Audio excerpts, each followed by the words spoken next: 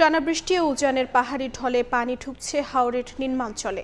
বিভিন্ন এলাকার ফসল তলিয়ে যাওয়ায় দিশেহারা কৃষক, ঝুঁকিতে শত শত হেক্টর জমির ধান।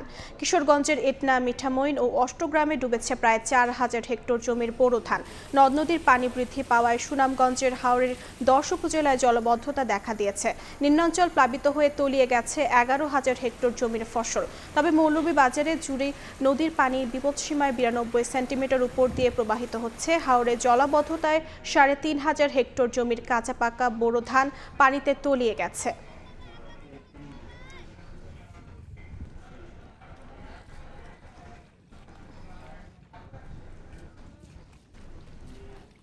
হাওড় অঞ্চলে ফসলের ক্ষয়ক্ষতির বিস্তারিত জানাতে মৌলভীবাজার থেকে যুক্ত হচ্ছেন সহকর্মী শাহ আলিদুর রহমান, সুনামগঞ্জ থেকে হিমাদ্রি শেখর ভদ্র এবং হবিগঞ্জ থেকে যুক্ত হচ্ছেন রাশেদ আহমেদ খান। শুরুতেই যাচ্ছি মৌলভীবাজারে শাহ আলিদুর রহমানের কাছে। গেল কয়েকদিনের প্রবল বর্ষণ ও উজান থেকে নেমে আসা পাহাড়ি ডলে মৌলভীবাজারের নদ নদী ও সবকটি হাওরের পানি বৃদ্ধি পেয়েছে। এতে হাওরের নিম্নাঞ্চল এবং জেলাসহ অন্যান্য উপজেলার নিম্নাঞ্চলগুলো পানিতে নিমজ্জিত হয়ে পড়েছে। তবে পানি উন্নয়ন বোর্ড বলছে গত ২৪ ঘন্টায় দেশের প্রায় সবকটি মৌলভীবাজারের সবকটি নদ নদীর পানি অনেকাংশেই কমতে শুরু করেছে। আজ ভোরে পানি উন্নয়ন বোর্ড যে তথ্য জানিয়েছে, রেকর্ড করেছে, সেটি হচ্ছে গিয়ে মৌলভীবাজারের কুলাউড়া মনু রেলওয়ে ব্রিজের কাছে মনু নদী ৩৭২ সেন্টিমিটার বিপদসীমার নিচ দিয়ে প্রবাহিত হচ্ছে। জেলা শহরের চাঁদনীঘাট এলাকায় ১৯৬ সেন্টিমিটার বিপদসীমার নিচ দিয়ে প্রবাহিত হচ্ছে। শুধুমাত্র জুড়ি নদী, সীমান্ত নদী জুড়ি নদী বিপদসীমার ৯২ সেন্টিমিটার উপর দিয়ে প্রবাহিত হচ্ছে। শুধুমাত্র জুড়ি নদী বিপদসীমার উপর দিয়ে প্রবাহিত হচ্ছে। তবে গত ২৪ ঘন্টায় এই নদ নদীর পানিগুলা ক্রমশ কমতেই শুরু করেছে। পানি উন্নয়ন বোর্ড আমাকে জানিয়েছে যে উজানের বাড়ি বর্ষণ না হওয়ায় স্বাভাবিক পানি কমতে শুরু করেছে। এদিকে হাওড় অঞ্চলের নিম্নাঞ্চল এখনও অপরিবর্তিত অবস্থায় রয়েছে। আমি যে জায়গায় দাঁড়িয়ে রয়েছি সেটা হচ্ছে গিয়ে কাঞ্জার হাওর এবং পাশেই রয়েছে বিন্নার হাওর। এই দুইটি হাওরের বুরু ধান চাষ করেছিল এই এলাকার কৃষকরা। আমি কৃষকের সাথে কথা বলে যে তথ্য জানতে পেরেছি, তারা অনেক কষ্ট করে প্রথম দিকে পানি সংকটের জন্য বুরু চাষাবাদ করতে পারেনি। পরবর্তীতে অনেক কষ্টের মাধ্যমে তারা ধার দেনা খরচ করে তারা এখানে বুরু চাষাবাদ করেছিল। কিন্তু সর্বশেষ এই প্রবল বর্ষণ এবং জলাবদ্ধতায় তাদের সেই আশা, সেই গড়ে ওঠানোর স্বপ্ন সব ধূলিসাৎ হয়ে গেছে। এখন শুধু থই পানি। এই কাঞ্জের হাওরের যেদিকে চোখ যাবে শুধু পানি আর পানি, থই পানি, প্রায় কুমোর পানি, হাঁটু পানি, কোনো জায়গায় আবার বুক পানি পর্যন্ত। এই পানিগুলা জলবদ্ধতার পানি, বৃষ্টির পানি। এগুলা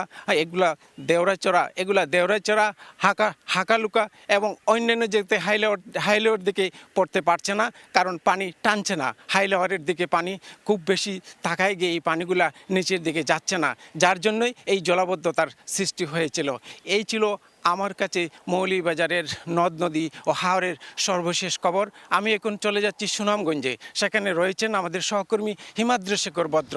হিমাদ্রি, আমি আছি সুনামগঞ্জের খরচার হাওরে। এই খরচার হাওরের যে মানুষের অর্থাৎ কৃষকের যে দুর্দশা, সেই দুর্দশার চিত্রটা আসলেও খুবই করুণ, কারণ কৃষকরা ধান কেটে ঘরে তুলতে পারছেন না এবং তারা এতে তাদের চোখের সামনে সোনালি ধান তলিয়ে যাচ্ছে এবং তাদের যে পাকা ধান, অর্থাৎ এখানে প্রায় ৫০ জন মতো কৃষকের ধানের খোলা আছে, তারা ধান কেটে সংরক্ষণ করেছেন এবং এই খোলা থেকেই তারা ধান শুকিয়ে গোলাজাত করার কথা। আপনারা যদি দেখেন এখানে কাঁচা ধান কেটে কৃষকরা সংরক্ষণ করেছেন। ঠিক এরকম যেভাবে মাইলের পর মাইল জায়গাতে এই কাঁচা ধান কেটে কৃষকরা সংগ্রহ করেছেন এবং এর পাশেই রয়েছে হাওর এবং হাওরের জমিগুলি কিভাবে তলিয়ে যাচ্ছে, অর্থাৎ একটু একটু করে জলাবদ্ধতার পানিতে তলিয়ে যাচ্ছে। আমরা এখানে অনেক কৃষকের সাথে কথা বলেছিলাম, তারা জানিয়েছেন যে হাওরের এরকম দুর্যোগ আসলে কখনো আসেনি।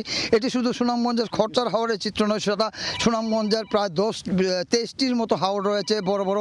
সমস্ত হাওরে এভাবে জলাবদ্ধতার পানিতে তলিয়ে যাচ্ছে। আপনারা দেখতে পাচ্ছেন যে এই যে জলাবদ্ধতার পানি ক্রমশ মানে ক্ষেত ডুবিয়ে অর্থাৎ ধান ক্ষেত ডুবিয়ে এখন কৃষকের মারাই খোলায় চলে আসতে শুরু করেছে। এখানে দেখতে পাচ্ছেন যে নৌকাগুলি, এই নৌকা দিয়ে আসলে হাওরে কোমর পানিতে নেমে কৃষকরা ধান কেটে নিয়ে আসেন এবং সেই ধান কেটে নিয়ে এসে সেটা এই মারাই খোলায় শুকানোর কথা ছিল, কিন্তু আজকে সেই মারাই খোলাটাও পানিতে তলিয়ে যাচ্ছে। এবং এখানকার যে গ্রামগুলি আছে, এই যে গৌরারং ইউনিয়নের মনমতেচর, হুসেনপুর সহ এখানে প্রায় 30টি গ্রামের কয়েক হাজার কৃষকের জমি এখনও কাটার বাকি রয়েছে। তারা জানিয়েছেন যে এইভাবে যদি পানি বাড়তে থাকে, অর্থাৎ এই যে খরচার হাওরের যে পরিমাণ জমি রয়েছে সেই প্রায় 70 থেকে 70 ভাগ জমির ধান কাটা হলে এখন শুধু উঁচু হাওরের উঁচু এলাকার জমি ধান কাটার কথা ছিল, কিন্তু সেই উঁচু এলাকার ধানের জমিগুলি এখন তলিয়ে যাচ্ছে এবং কৃষকরা একটা ধান কাটতে পারছেন না, অন্যদিকে শুকাতে পারছেন না, অন্যদিকে এটাকে কোনোভাবে প্রক্রিয়াজাত করতে পারছেন না। আমরা কথা বলেছিলাম এখানকার কৃষকদের সাথে, তারা জানিয়েছেন যে পেটের দায়ে অনেকটা বাধ্য হয়ে হাওর থেকে কাঁচা ধান কেটে নিয়ে আসছেন এবং তারা সেই কাঁচা ধান কেটে এভাবে স্তূপ দিয়ে রাখছেন, কিন্তু কোনো অবস্থাতে সেটি শুকানো বা অন্য কোনোভাবে সেটিকে প্রক্রিয়াজাত করে যে গুলায় তুলবেন সেই অবস্থাটুকু নেই। আমরা কথা বলেছিলাম এখানকার পানি উন্নয়ন বোর্ডের সাথে, তারা জানিয়েছে যে আগামী 2 তারিখ পর্যন্ত এখানে বৃষ্টিপাত অব্যাহত থাকতে পারে এবং এই সুনামগঞ্জের পরিস্থিতি আরও অবনতি হতে পারে।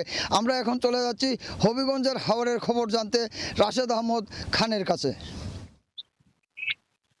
হবিগঞ্জে কয়েকদিনের টানা বর্ষণ এবং কালবৈশাখী ঝড়ে বিভিন্ন হাওরের যে নিচু জমি আছে, নিচু জমিগুলো তলিয়ে গেছে এবং আমরা জেনেছি যে হবিগঞ্জের বানিয়াচং উপজেলার সুজাতপুর এলাকায় একটি বড় বাঁধ পানিতে ভেঙে, পানির তুরে ভেঙে এখানে তলিয়ে গেছে।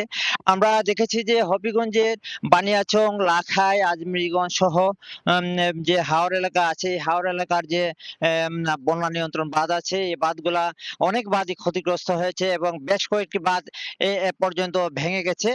আমরা কথা বলেছিলাম যে জেলা প্রশাসন সহ কৃষি বিভাগের সাথে, তারা জানিয়েছেন যে হবিগঞ্জে এ পর্যন্ত 2700 হেক্টর জমি পানিতে তলিয়ে গেছে। এছাড়া যে হবিগঞ্জের যে বেশিরভাগ যে নিম্নাঞ্চল আছে, এই নিম্নাঞ্চলগুলা নিম্নাঞ্চলের যে কৃষি জমি আছে পানিতে তলিয়ে গেছে।